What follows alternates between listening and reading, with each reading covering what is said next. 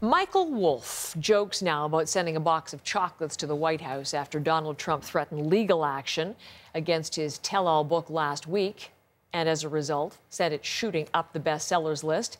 We've been seeing scenes like this one in a Washington bookstore since last week, since last Friday, when Fire and Fury Inside the Trump White House was published. The demand for the hardcover and the digital versions remains red hot.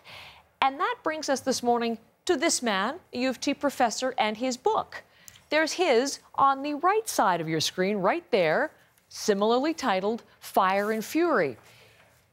And just like the Trump tell-all, it's now a bestseller too, even though it was published 10 years ago and has nothing to do with the White House. We'll tell you what it has to do with and what's happened in the last couple of days. Randall Hansen is with me. He's the interim director of the Munk School of Global Affairs at U of T and the author of also Fire and Fury. Thanks for coming in. This is a story of it's all in a name.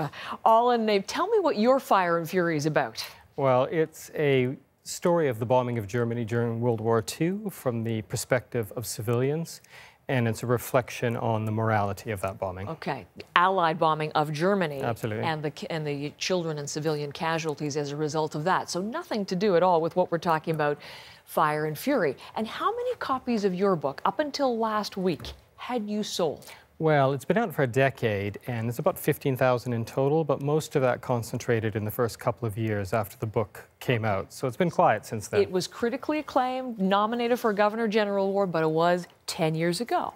So fast forward to last Friday, you're at a conference in Washington talking with some of your colleagues, and what are you talking about? Well, everyone was talking about Fire and Fury, so I was, of course, perking up, but eventually it was dulled to the sentiment. I joked with a couple of colleagues. And then after dinner, I think after my second glass of wine, I went onto Amazon and let's check this out. Exactly. Saw that it had shot up into these 3 Amazon bestseller lists. Okay, wait a second. You go on Amazon, you look at bestseller lists, and you find your book? Well, I just typed Fire and Fury, and of course, Wolff's book came up, mine right below, and then I scrolled down to see its rank, and then it was in 3 bestseller lists, including military history. I then tweeted after midnight, slightly squiffy tweet, and it went viral. Hold on. I'm jumping ahead. You have the tweet? No, that's okay. So you look at it, you're on 3 bestseller lists, and here's the tweet that you sent out. Incredibly, sales of my book have increased. Will I owe a larger royalty check to Bannon and Trump? If so, the irony will know no limits. And then you go to sleep. What happened when you woke up?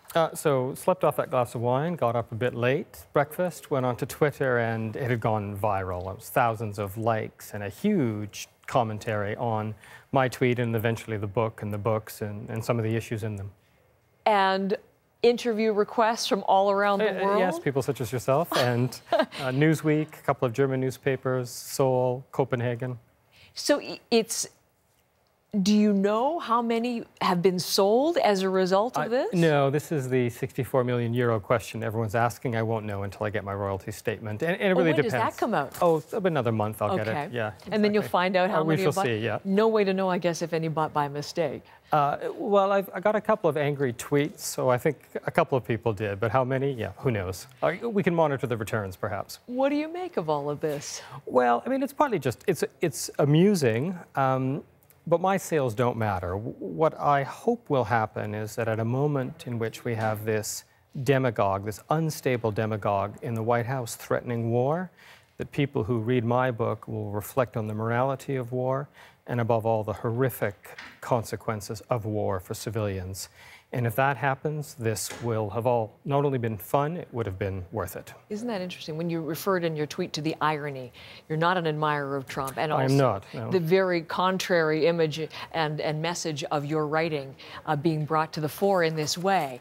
For you personally, though, I mean, if you wanted to use a Trump expression, bad publicity, whatever, bad publicity is good publicity in the end, isn't it? You may have a whole other run, a whole other second life of this. Again, it's great to be talking about it 10 years on. This I did not expect a month ago. Isn't that fantastic? Well, listen, you send a box of chocolates to Mr. Trump and to Mr. Wolff as well. A pleasure to meet you, and we'll think on the broader lessons here of all of this. Thanks for coming in. Thanks for having me.